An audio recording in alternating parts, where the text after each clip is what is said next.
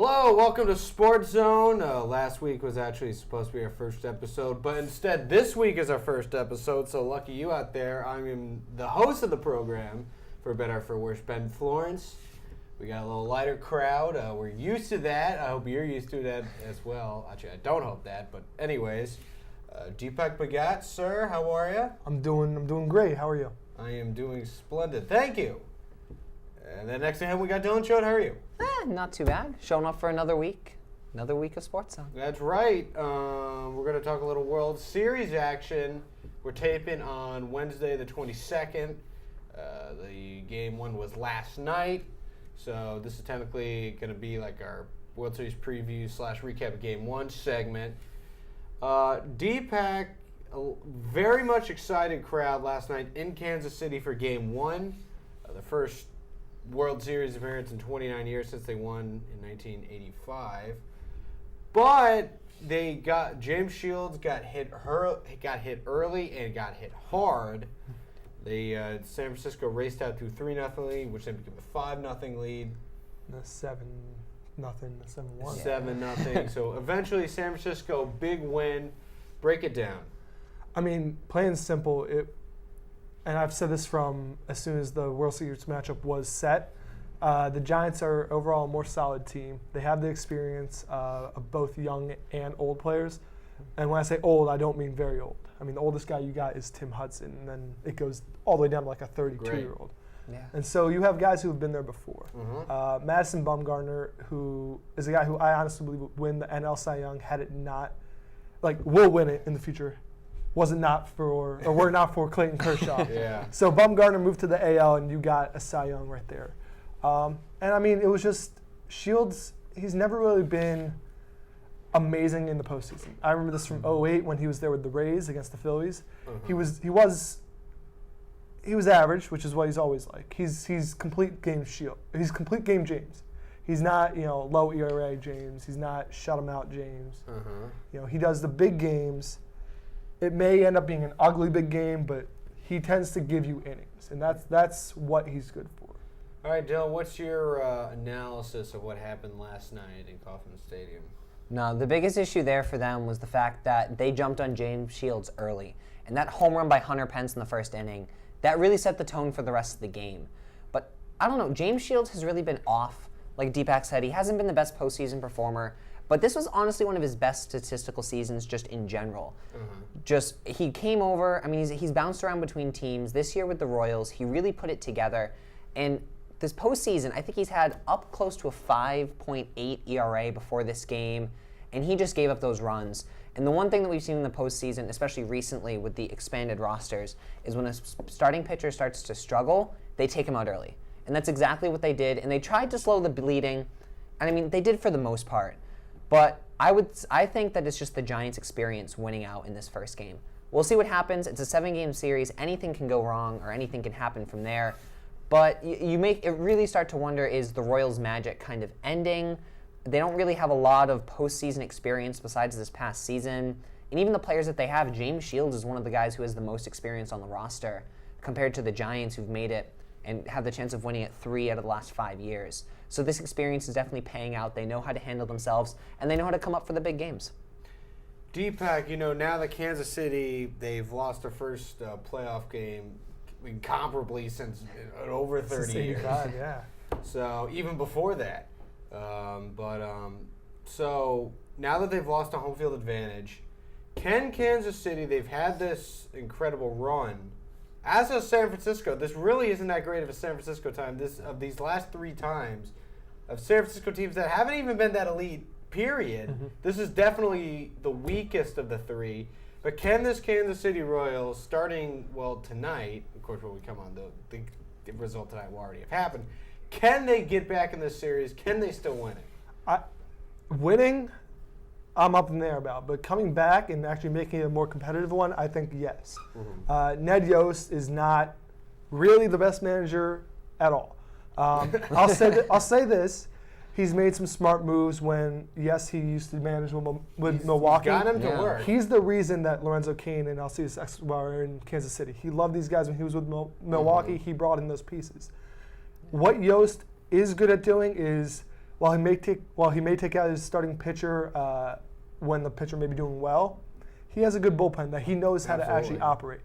I feel like he's more of a bullpen kind of manager. You know, he's really gotten to know his guys. And I mean, you look at guys like Kelvin Herrera and Wade Davis, and then Greg Holland of all people, who's arguably a top 3, top 5 closer in all of baseball. He'll make it competitive through his workings with the bullpen. It won't be easy, but he could definitely extend the series to 5-6 games. Yeah, and Yost definitely has gotten a lot of scorn of late because a lot of people are saying for the first time that his terrible managerial tactics. But as you said, what he's done really well is that he's been relying on his very strong bullpen. They got a lot of guys that throw hard. So, but Dylan, they're down at 1-0. Yep. They have one more game in Kansas City, then they have 3 in San Francisco before the series comes back to Jackson County. Can this Kansas City team come back and still win it? I'm going to say yes. I really do think that they do. I mean, Bumgarner is one of the most elite pitchers in the game. Like Deepak said, if it weren't for Kershaw or Johnny Cueto, Bumgarner's right up there. And he's even been on fire this postseason. This makes him 3-0 this postseason. I think he's set or tied the record for most World Series wins by a Giants pitcher. And he's tied with Tim Lincecum when Lincecum was on fire and Christy Mathewson from years ago. Yeah. With the New York. Exactly. So facing Bumgarner game 1, you know that you're probably only going to face him twice in the series. Even if you chalk those up as both losses, I think the Royals can stay competitive in all of those games and have a better shot at winning. Just because Bumgarner, is going to shut you out. Jake Peavy's up for this game. He's had a great postseason, but he struggled these past couple years. He struggled with the Red Sox. I think that they can pull it out. They're going to get back to their small ball, eking out games, winning by a run or 2. This first game of the 7-1 game, I don't think we're going to see many more of those. All right, guys, quickly, who's going to end up winning this series, Deepak? Giants. In how many games? 5. Dylan. I think it's going to be Royals in 7. Really? I think it's going to be stretched out there because it's going to be the Royals end up finishing. How about that? All right, you heard it here first. We got some more sports on the way, though, so please stay with us. Hey, welcome to a little NBA segment. We've called it in the past Throwing It Up. We're going to call it right now Throwing It Up. I am Ben Florence, your trusty steed for this segment. We got a couple of greenhorns. We got Becca, we got Tim. Guys, welcome to the show. You guys will be either our fans out there or in some cases fan. Love you, Mom. You guys will be getting to know them pretty well, I hope. So, yeah, we're going to talk a little basketball, a little NBA. First up, our defending MVP, Kevin Durant, with a Jones fracture in his right foot. He's going to be out for 6 to 8 weeks. Becca, what is an injury to such a top-flight player? What does that mean for this Thunder team that has struggled when Russell Westbrook has gone out? They haven't really had any other scoring options. How is this Thunder team going to react now to their star guy being out? Surprisingly, I think that this is kind of a good thing for this team. I know KD said the same thing this past week. With an injury so early in the season, I think it's best. Obviously, you don't want any injuries at all, but for a role player like Kevin Durant to have an injury like this, it really, not sure who will step up besides Westbrook, obviously, but it needs to happen. And if it's going to happen, it's a good thing that it's happening now. And KD can take his time coming back because obviously very early in the season. It's not like they're in playoffs anytime soon.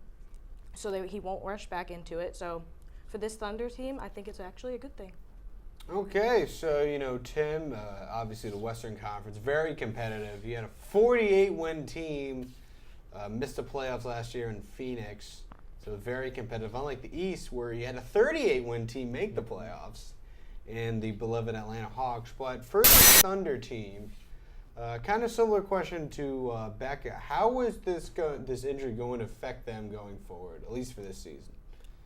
I think it might be a problem for the whole Thunder team because Kevin Durant in the team is not just as a scorer, but as a role player, as a spirit leader who lead the team to get the W.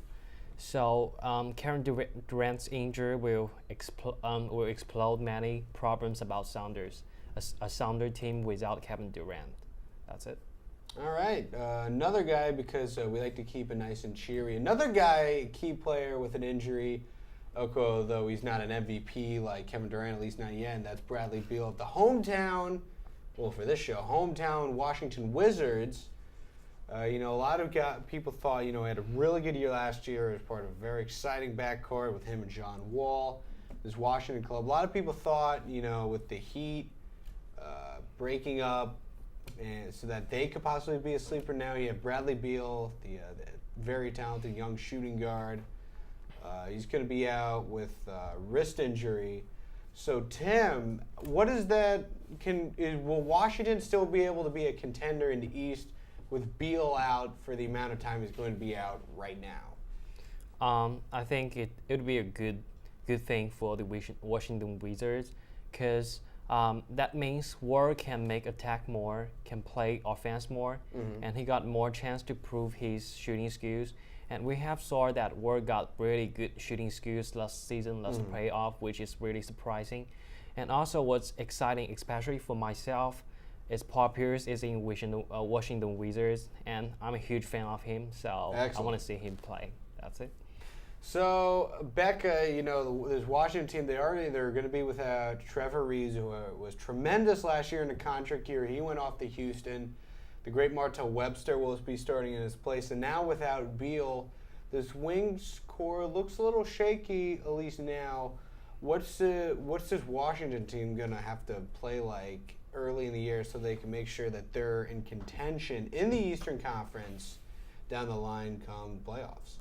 Yeah, with it now seems that Trevor Ariza going to Houston hurts much more now, since he was the leading, if I'm not mistaken, leading three-point shooter on the team. And the second, who was in second, it was Bradley Beal. That's so right. now the Wings are kind of in jeopardy, but that just means that the rookies, Glenn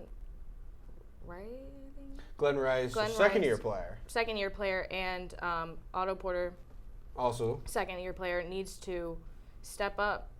And like KD's case, I think that it will be a good thing since the injury is so early in the season, but hopefully they won't fall too far behind in the conference. Right now, I think they're second in the kind of preseason. Yeah, preseason. So I think it'll be a good thing. John Wall definitely needs to step up more as a leader on and off the court. And hopefully he can get a little better at his three-point shooting, but we'll see. It's interesting with the Wizard team, so many people thought that they would be, real contenders because Chicago, they're going to be still very much relying on returning Derrick Rose. And this Cleveland club, which is going to be kind of feeling each other out at first, but maybe a little bit of a missed opportunity for now for the Washington Wizards. All right, guys, excellent work. We got some more great stuff coming along the way here on Throwing It Up, so we hope you caught it. More great stuff coming along the way as well on SportsZone, so keep it locked. Hello, and welcome to the End Zone. Yes, we're still on SportsZone, but this is our football segment of the week that's not on the main panel. Joined by two guys over here. We got Dan. You've seen his face before. He's been back around. We got a new guy. We got Vince. First segment. Yeah. How's it feeling so far? It's feeling pretty good. Have we scared you off yet? No, feeling pretty comfortable. Okay. Glad to be here. We're hoping that he sticks around.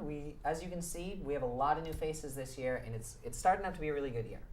But we're talking football, but we're going to go a little bit different way this time. We're going to go with surprise teams. Maybe teams that didn't predict to do that well, teams that really don't usually do well and are kind of winning this year. So let's start out with the Chargers. Chargers have always been pretty good, but that was back when Phillip Rivers was in his deep prime and LaDainian Tomlinson was the best running back in the NFL. Well, Phillip Rivers is older, they've lost all their running backs, and LaDainian Tomlinson's been retired for like 2 or 3 years now. But yet they're still winning. They're still going along, they're still putting up tons of points. And it's been a recent trend over the past couple of years with the Chargers and Phillip Rivers. His completion percentage has been through the roof. His QBR has been great. Dan, why are the Chargers able to win? The long story short, you touched on it a bit. QBR. If you go by QBR, Phillip Rivers is the best quarterback in the NFL this year. And that's the answer to why they've been so good. I mean, he honestly played really, really well last year, and it got so overshadowed by Peyton Manning throwing for 50 million touchdowns. But I do think there's a real chance that Phillip Rivers wins an MVP this year. If he continues the way he's going, he very well could win MVP. He's still got Antonio Gates going out there every day and catching touchdown passes. And yet they're out of running backs, but Brandon Oliver somehow is gashing teams on their, I believe, their 4th running back on the depth chart, something like that. Something crazy. They're putting it together, and Phillip Rivers is doing a fantastic job. Yeah, no. So, Vince, Dan just touched upon it. They've lost their running backs. That's pretty much a staple to a team. What other players have maybe stepped up this year to kind of help keep them winning as they've been? You've got the young receivers. They've got Keenan Allen. They've got Eddie Royal making contributions. I mean, getting these players that you don't normally see stepping up. I mean, if you got Phillip Rivers, that's always a key. He'll get you the ball. He'll get you in the end zone. I feel like that's a real key to their success. Obviously, if the running game's not really working, they've got the quick passing game. I feel like Keenan Allen's really been a key. He had a big rookie year last year, and he seems to be following it up pretty well in his sophomore effort. No, definitely. They have a lot of role players, and I think that's definitely what's helped them so far this season. Whether more injuries continue to hit and whether they start losing wide receivers, maybe that's when they start, or they run out of all running backs completely. Like maybe they're going to be rolling out Phillip Rivers on an option every other play. I don't see that happening. But onto another team, also starts with a C, also kind of over there. We're going to go to the Arizona Cardinals, and they have an older quarterback in Carson Palmer. He's had his good seasons before, had some injuries, tried to make a comeback with the Raiders. Now he's with the Cardinals. Had some injuries this year. They've had some running back issues as well. Andre Ellington's been injured with, I think, an ankle injury. Is that what it is? Ankle or knee? Ankle and foot, I think, Okay. both of them. Yeah, so he's been kind of hobbled. They lost Jonathan Dwyer due to suspension, all that sort of stuff. Let's start with Vince this time. Why have the Cardinals been able to win like they have? I feel like you got to look at the head coach. It's Bruce Arians. He did a great job when he was in Indianapolis. You've got a level-headed quarterback. Carson Palmer's got a lot of experience.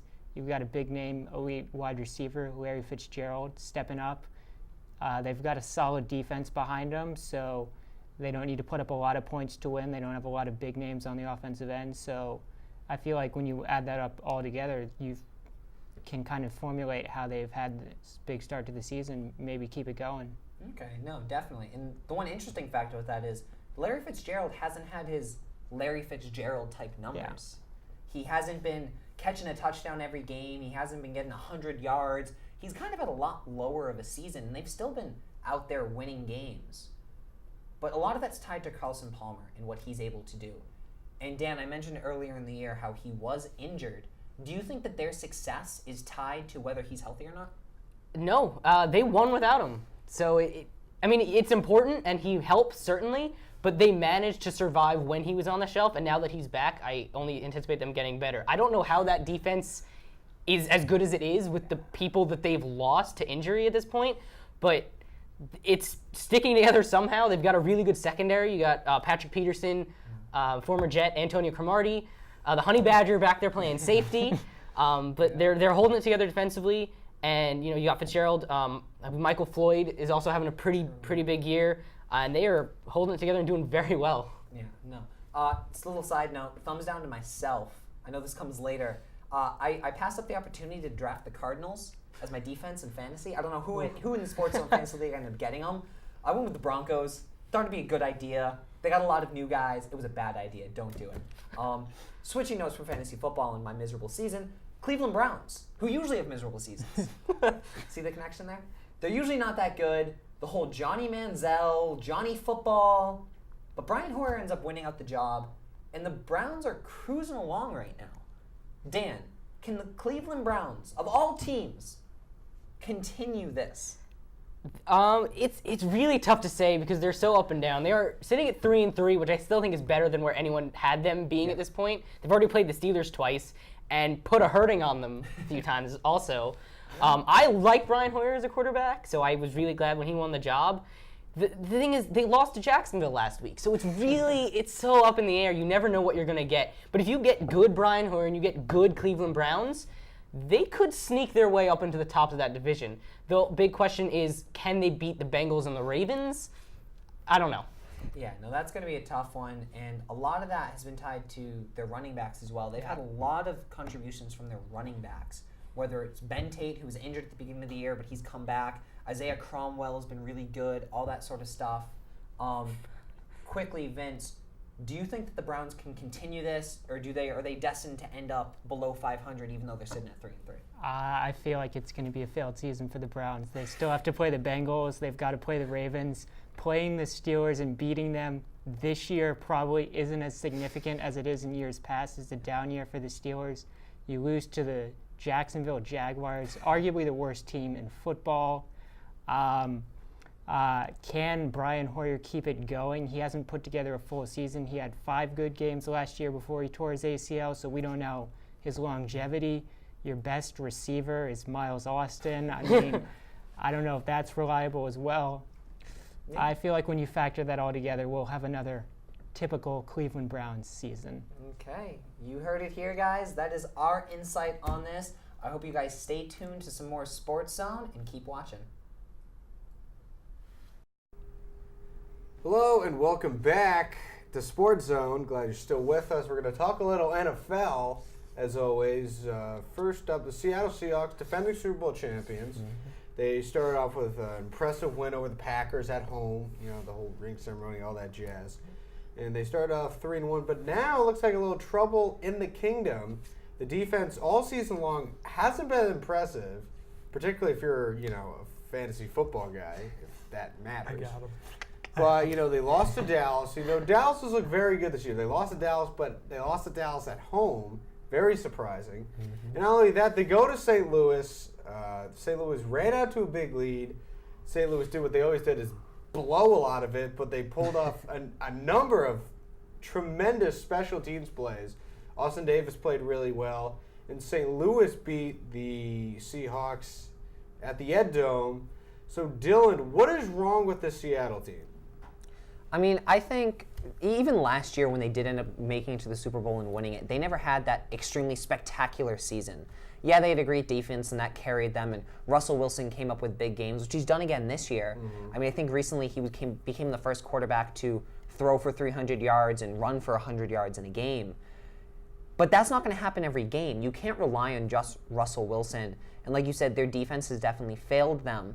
I think it's part of losing some players. They lost Brandon Browner. Mm-hmm. Even though he's not Richard Sherman, he's still an elite cornerback. So losing that off your team, the whole issue with Percy Harvin, and even I think Doug Baldwin came out this past weekend saying that the issue with Percy Harvin definitely caused a little bit of a distraction. Marshawn Lynch hasn't been himself. Yeah. Part of that could probably be attributed to the kind of lockout that he had at the beginning of the season. Russell Wilson's playing Russell Wilson football. I think it's just all these parts aren't firing at full capacity like they should be and like they were last year. I think that this is the true Seattle Seahawks team as they should have been last year. It's just that things were running really smoothly for them last year, and that's how they ended up making it all the way and completely blowing out the Broncos. But I think that this is the team that we can expect them to be. Deepak, the NFC has looked pretty solid thus far. The Seahawks now sit in third place, a couple games behind Arizona, who's run out to a nice division lead. San Francisco's been a little hit and miss, but they've been playing well of late. Is there any cause for concern for any Seattle Seahawks fan this year, right now? I would say yeah. And it's much like what Dylan said. The Seahawks, they won the Super Bowl, yes, but I kind of see them as they were one of the few teams in the past to win a Super Bowl that really weren't that elite team. They have the Legion of Boom and the 12th man, which is just amazing to see. Yep. But with a strong, healthy Carson Palmer, a strong Cardinals team, and then the usual consistent Niners team, I would say yeah, the Seahawks have something to worry about. Pete Carroll, being a former USC head coach, won it with like his whole college style, I guess you could say.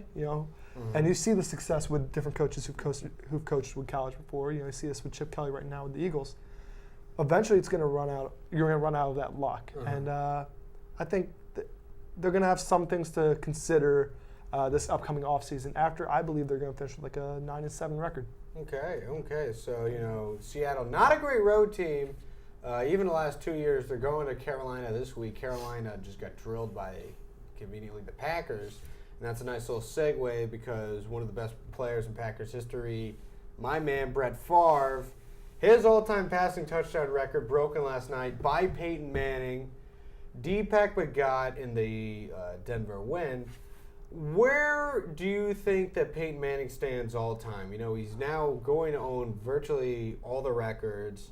He does only have one Super Bowl ring. Where does he stand in the upper echelon of all-time NFL quarterbacks?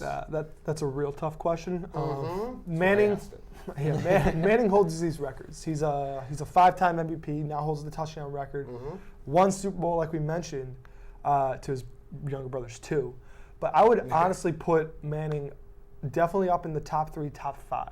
You got guys who buffer him, like I'd say a Joe Montana. Of course. Norm Van Brocklin, Sonny Jurgensen, right. guys all the way back there. Even actually Norm Van Brocklin. Okay. Even his, and I would even say Wow. the current president, I believe, of the Broncos, Okay. Mr. Elway. John Elway, he was a consistent guy. Uh-huh. He's definitely in that top 10, but I think Manning actually is a few slots ahead of him. You really can't go wrong with him.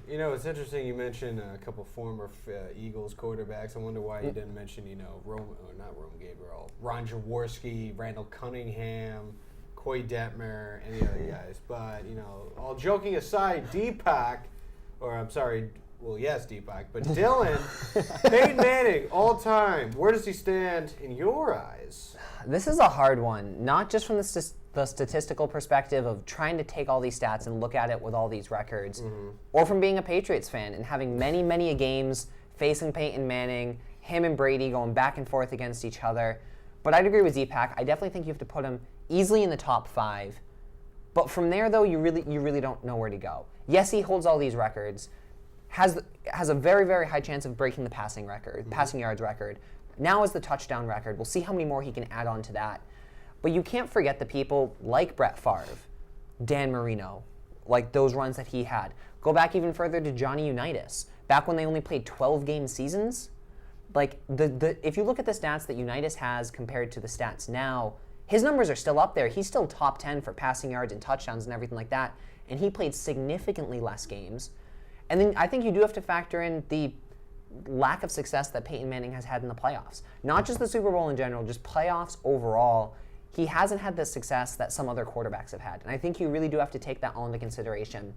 But you can't take anything away from the record. He has 100% deserved everything that he's done. He's been a great player both with the Colts and now with the Denver Broncos. And I do think he's definitely top 5. All right, well, they're flashing the lights in the control room, so that means that our time has run out. Great discussion. As always, we got some more Sports Zone on the way, so keep it here. Hello, and welcome back to Sports Zone. This is your favorite segment, as it is mine. This is Getting to Third Base, and we have a very usual cast of characters next to me. We got Deepak and Dan. They were here all last year. They're here again. We're going to be doing baseball for as long as we can, but as you know and we know, it's the World Series. It's the big time. It's the full classic. It's October. Mr. October. It's that time of the year. Speaking of Mr. October, who looks like they're Mr. October this year is Madison Bumgarner. Yeah. He's been on absolute fire for the Giants, not only in the World Series alone over the past couple of years, but in the playoffs. He's now 3-0 this playoffs with an under 1 ERA. He's been dominant. He recently just lost his 21 scoreless inning streak, I think is what it was. For the World Series. For the World Series. His 33 innings was in there as well. He's been on fire. But the Giants have as well, especially over the past couple of years. They have the chance to win 3 World Series in the past 5 years. You can have anything from they're just a great team, it's a fluke, they're lucky they're making the wild card, or the even year theory, depending on who you look or ask. Buster Posey likes it. Buster Posey likes the idea of the even year theory, that they only win in the even years. But Deepak, what has made this Giants roster so consistent? Not only the past 5 years, but they've had this building kind of recently. How have they been this so successful over the past few years? It's really a lot on Bruce Bochy and Brian Sabian. Brian Sabian, as much as it pains me to say, he's a pretty good general manager. He's been there for, since the Barry Bonds years, like the earlier Barry Bonds years, I believe. And so he's really learned how to build pieces around the guy who used to be their superstar, and just now he has a Posey guy.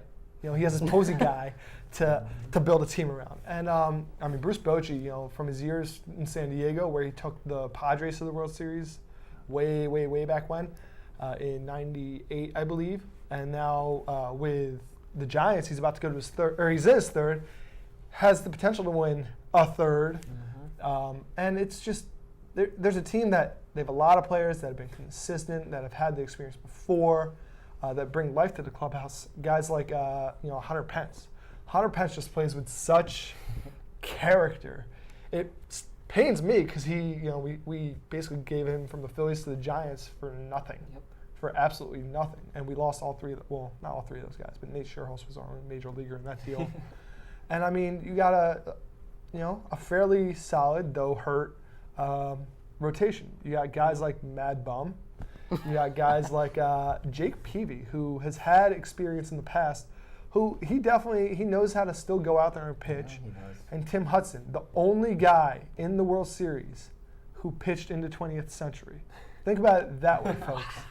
Had the Giants not made it, there would have been no players in the World Series who played back in the 20th century. Wow. So basically that consistency is right there. Yeah, no, it definitely has been. And like we said, it's the timely acquisitions, the players they picked up. Dan, is that why they've been so consistent? Is it the players? Is it the mentality? What is it? All of the above, if that's an acceptable answer. I do think it's both. I mean, you look at the personnel, they've done it with, it's really not, you got Bumgarner and you got Posey, who are your two big guys, and then, it's not a whole lot of, Brandon Crawford, Gregor Blanco, Sandoval. Pablo Sandoval, who is maybe a household name, but is very inconsistent. A down season for him. Yeah, he's really up and down. So Hunter Pence might be their best player behind Posey at this point. Yeah. It's really not your household names that gets it done for them, but they've got a really good ace. You've got Buster Posey, and then everyone else is just solid. It's just solid throughout the whole thing. And I saw a stat on Twitter, I believe, the other day, which is the four players that they're paying the most money this season have not seen the field in the playoffs, or in the late playoffs. It's Angel Pagan, Matt Cain, Tim Lincecum, and there's one that I'm missing that I cannot remember right now. But none of them have played in the NLDS or in the World Series. Because most of them have been injured. Because they've been hurt, or Lincecum's case hasn't performed. Yeah, no. And the one thing that we do have to remember with the Giants that I think definitely stands out from other teams has been, like you said, it's been the acquisitions that they've made. And it's been that role players that have been stepping up. The Hunter Pence deal. He's only been on the team for 3 years now? 4 years? We got rid of him in 2010. No, 2012. Yeah. So 3 years. 3 years now. They have Michael Morse, former Nationals great and fan favorite. Fan favorite, if nothing else. Yeah. They picked him up for cheap. Tim Hudson was a great pickup after he blew out his entire ankle. He broke his ankle last year. And against my New York Mets. Easily, I think, comeback player of the year. Yeah. No doubt, comeback player of the year. It's been the acquisitions. It's the role players. Travis Ishikawa's 3-run home run. Oh. The Giants win the pennant. Michael Morse's game-tying pinch hit home run. Yeah. Hunter Pence not doing anything throughout the postseason and then hitting a home run in the first inning. All these timely acquisitions by players, I think, is what's made them different. It's not one of those things of the homegrown talent that you see anymore. Yeah. They're not buying players by any mean, but I think it's definitely been a lot of role players stepping up when they need them to. Mm-hmm. And I think that's what's made them consistent over these years, that they have the superstars, but they have the talent behind them. And that's what's really been good for them. The PV deal at the end, at the trade deadline, all that sort of stuff. Yeah. But maybe we'll see them continue this. Maybe they'll win their third World Series. We'll have to wait and see. But it's time for a prediction. Now, you already saw our prediction earlier, blah, blah, blah, all that sort of stuff. We're going to start with Dan to see what he thinks. World Series prediction. Go quickly because we're running out of time. I really want the Royals to win. Last time the Royals won, my Mets won the year after, and if nothing else, I'm superstitious. But I think the rest of the country's behind the Royals. But watching them fail to hit so miserably last night, it makes me feel Giants in 6. That's what I'm feeling after watching last night. It was just a miserable performance. And Deepak, you originally said Giants in 5. Yep. Do you still stick with that? I'm gonna stick with it. Anything new that you want to add shortly? No. Okay. I mean, I want the Royals to win, but it's gonna be Giants. Hey, I'm in the minority here. I do think the Royals are going to win. I think they have. I mean, you can't doubt the Giants' depth I think the Royals have that depth just as much. I think their defense might be better when they actually decide to play defense, unlike the other night. Their pitching's just as good.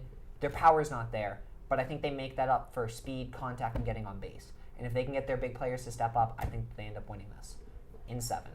But that's it for us. Hopefully we get a few more segments in before the season ends. Hopefully this World Series drags out a little bit and we can continue talking about baseball. But while it lasts, this has been Getting to Third Base. Keep watching SportsZone. Hello and welcome to Ice Time. I am your interim host, Deepak Bhagat. Out is Erin Vale. She's just missing. She's probably just crying because Buffalo sucks, yeah. And I'm actually joined by brand new panelist, Andrew, fellow Philadelphia fan. So we got a lot in common. This segment may end up just being very, very biased. We'll see. It's all depending on how we feel today. So what we're actually going to do, the hockey season is currently anywhere between 4 to 8 games in for a lot of teams. Andrew, let's just get it going real quick. You have Montreal leading the entire league right now. The entire league. Yeah. You have Washington, our good old Washington Capitals. We're Flyers fans. On top of the Met, you have Nashville, surprise team right there, and all the way in the West you have who was it? Anaheim leading the Atlantic. Anaheim. There we go. Pacific. So as of now, you can really see that there's only one real threat atop of the division, and that would be Montreal. Let's take at our projections. I think Montreal's off to a really good start, but I know they went to the Eastern Conference Final last year, but I don't really see them keeping this up. They got great depth and they got a good defense corps, but they didn't really change that much from last year, and I feel like they're not that deep at center. Sure, they have the first line, David Desharnais, and then Thomas McCann, but other than that, they don't really have any firepower behind P.K. Subban and Max Pacioretty, unfortunately. Yeah, they got rid of good old Danny Briere. I think he's past the prime of his career, and they got P.A. Parento, and he's come up with some clutch goals since he came. So I think it's considering the trade also gave them a draft pick also. Yeah, and I want to skip straight into the Central, where you have Nashville. Nashville's leading that division. No one really sees that coming. I'm about to read off that list of teams there. They're leading guys like Chicago by a single point, yes, but they also have guys following with Dallas and St. Louis in 3rd and 4th respectively. And trust me, these are all young teams. Chicago you see as obviously that scary team there with the Patrick Kane and Jonathan Taves duo. How do you assess Nashville right now, just leading them? I know it's a single point, but did you really see it happening? I think Nashville's in the same boat as Montreal is, but in a lesser scale, just in the sense that they made a ton of offseason acquisitions where they signed a bunch of centers. None of them are a legitimate number one center. They got Derek Roy, Ola Jokinen, and that's pretty much it. And, they made good acquisitions. Derek Roy, Ola Jokinen are good centers, but they're number 2 centers. They don't have a legitimate number 1. Defensive corps is great, and Shea Weber, Seth Jones, Roman Josi, and Ryan Ellis are all budding superstars. Shea Weber already is, but you need something on the offense to kind of back that up, and Predators are kind of lacking that. So I think due into the season, they're going to start falling in the standings a little bit. Yeah, are you kind of seeing Chicago going back and maintaining that hold over the division? I'd say Chicago would, but towards the end of last year, Colorado blew them everybody away, and St. Louis dropped. I think they went 2-8 in their last 10 games. I think St. Louis had it locked last year, and they're off to a rocky start, but I think they still got the U.S. hero, T.J. Oshie. I think Oshie's a little bit overrated, but really? They made a ton of. They got Paul Stastny from the Avalanche, which is a huge loss to the Avalanche, but great for the Blues. And they had 2 good offseason signings in Yuri Lehtera and Joachim Lindstrom, and they've put up decent points so far with the team, and no one ever saw that signing ever paying off. So that's good for them. All right, and now going over to the West Division, you have Anaheim leading them right there.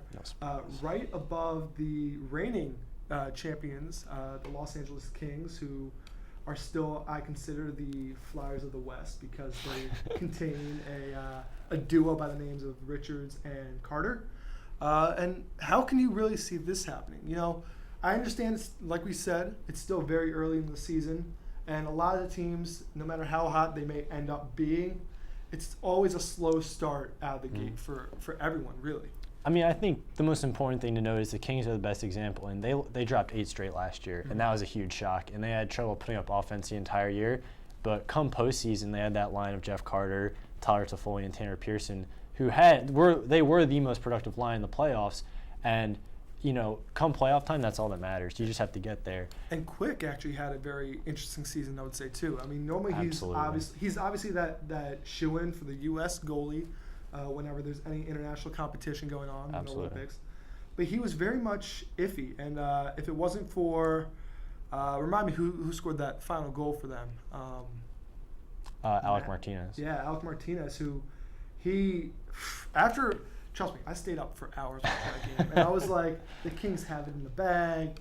What are they doing? Like, they're getting a little too confident with themselves. Just put it away. And finally it was. So you're looking at a team like that, but you're also looking at a team in 5th place in that division, the Vancouver Canucks. With the Sedin twins, a team that was just considered a powerhouse in the West just 2-3 years ago. You remember that riot that they had. Where do you see that going?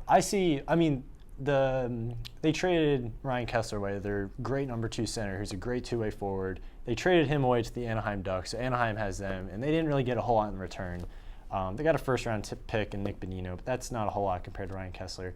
Now, they do have the Sedin twins, but they're aging. They're 33 right now, and they have another new winger, Radim Vrbata. He's also the same age. I think right now they're doing well, but at the same time, there's no future to them. Yeah. I mean, their defense corps is really suspect. And behind the Sedin twins and Vrbata, there's not a whole lot going on. And finally, real quick, the Met, you have Washington at the top. You have the reigning Eastern champs, the Rangers. And now the Devils have 20 years without Bridger. And finally, us, down to 6th.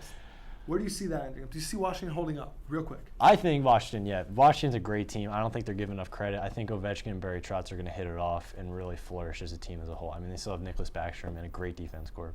All right, well, that's been it for the Ice Time segment this week. Look forward to more analysis next week. But thank you, and there's more SportsZone coming up. Hey, welcome back. It's time for, as you can tell, how excited I am right now. Deepak, you're excited? I'm pumped. See, he's excited, so you should be excited. Dylan's excited too. It's time for our favorite segment, Thumbs Up, Thumbs Down. We're going to discuss, what's good, what's bad. What's ugly. Sports, non-sports, anything and everything. Dylan Show, take it away. Okay. We're going to give thumbs up to start out this week to David Ortiz, Big Papi. And he's made a lot of pretty good headlines this past week. One, he interrupted Jake Peavy's press conference in Kansas City, which was pretty interesting. If you haven't seen the video, it's Big Papi being Big Papi, kind of coming in and being like, hey, we used to be teammates, all that sort of stuff. So it's just funny to watch. That's Big Papi's humor that we love around Boston. But also a thumbs up to what he recently did. He brought in a bunch of military vets, brought him into Fenway, gave him a tour and all that sort of stuff, which, I mean, being with Big Papi for a tour would be a dream for tons of baseball fans, no matter what team you support. But at the end of the tour of Fenway, he ended up giving them World Series tickets, which is just something, I mean, everything that they do, every baseball team or every baseball player has some sort of salute. At the Nationals, they always make you stand up and wave your caps as the veterans are there, and they always throw out first pitches and all that respect that they do. But an act like this done by Big Papi himself, I think is just a great act to do, and it really just shows how much he means to the community, especially in the Boston area and everything like that. So big, big, big thumbs up to Big Papi right there. We're going to give another thumbs up to ESPN. This October, marks the 10-year anniversary of the breaking the curse of the Great Bambino, something that us Red Sox fans love to hear about, that 2004 World Series, and they're doing a bracket of the top, I think, 20 moments, and you get to vote about which ones are better, whether it's Curt Schilling's bloody sock or Wakefield coming in relief or Ortiz's grand slams, all that sort of stuff. So I think it's a big deal. Go out there, vote for your favorite moment. I wouldn't be surprised if Dave Roberts' stolen base of second ends up coming up on that. Only one thumbs down this week. Good. My thumbs down is going to go to Mike Goldberg. Now, you guys might be thinking, why am I talking about a thumbs down? You might remember our famous segment, Shin to Chin. Me and Brian usually make fun of Mike Goldberg for how bad of a UFC announcer he is. 2 weeks ago, he he decided to enter the NFL scene. And by tried to enter the NFL scene, I mean he completely failed. Yeah. Completely failed. He messed up all the time, calling Golden Tate on the wrong team, calling incomplete passes, or passes being batted down at the line of scrimmage when the ball was still in the quarterback's hand. He was saying things from marching ahead for a first down when they still were on 4th down and 2. He called an 11-yard gain, a 6-yard gain, all this sort of stuff. He messed up almost anywhere you could imagine. To make things worse, football fans called him out on Twitter after the game, and he decided to fight back with some words that I'm not comfortable sharing on air. Needless to say, Fox pulled him from this broadcast this past weekend, and I do not see him commentating any more football games anytime soon. Yeah, they pulled him off last week in exchange for my good friend Mr. Tim Brando. Much better telecast. No relation to Marlon. Yeah. Absolutely, Deepak Bhagat. What you got? All right, I got to start off with a thumbs up. Today's big news on this, the 22nd. The reform of the lottery system in the NBA not going through. Works out for guys like me, coming from Tankadelphia. So Tankadelphia. Go Sixers. Disgrace. You know, it's. I mean, I feel like it works for us. You know, it's not. How's it worked so far? We won't know. You wait. We won't know. Give us another decade and you'll see. So there's my first thumbs up. Second thumbs up. Over the weekend, U.S. men's not U.S. men's soccer, AU men's soccer took on Army on Phil Reeves Day and tied them. I was there. I mean, it was a great game. You know, hard fought all the way through. It was a draw, 0-0. So. Great job to the guys there. I have plenty of classes with them, so hopefully they'll see this and know that I care deeply about you guys. Thumbs down. Back to Philadelphia. Oh, God. The Flyers. That's all I got to say. I mean, it's a struggle right now. It's a real struggle. But much like the past few seasons, you know, started from the bottom. Now we're here. No, you're at the bottom. All right, well, we're still at the bottom, but... Are they better than the Sabres? Oh, God. No. Yes. I don't know. Because the Sabres are awful. They are. And we can say this because Erin's not here. Where's She's not Erin? going to get mad at us. Anyway, the Flyers, they always end up rebounding and doing actually, you know, relatively well. Even if they're on the cusp of the playoffs come the end of the season, they know how to mess up another team's chances. That's the beauty of Philadelphia sports. And on that note, thumbs down to my good friend, Mr. Jaron Berman. I was talking to him last week. He didn't know that we were doing a taping last week, which is nonsense. But you know what? Okay, we had a botch taping. That's one thing.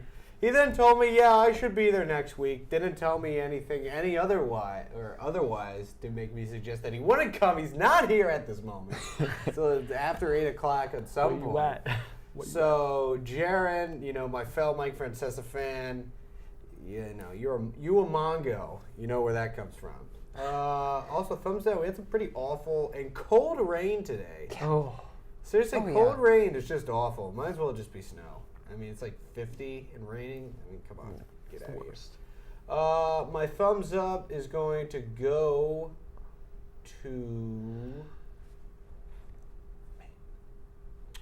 we're going to go to the people in the back. You got my boy Alan Wynn at the moment. He's directing the show. I know he did a little last week, but last week really didn't happen. So he's doing it.